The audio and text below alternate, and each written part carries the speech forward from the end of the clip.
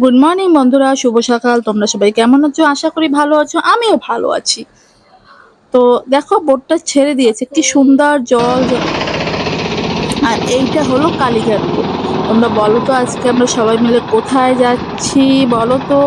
হ্যাঁ বন্ধুরা, আমরা আজকে যাব আন্দামানের রাজধানী পোর্ট ব্লেয়ারে।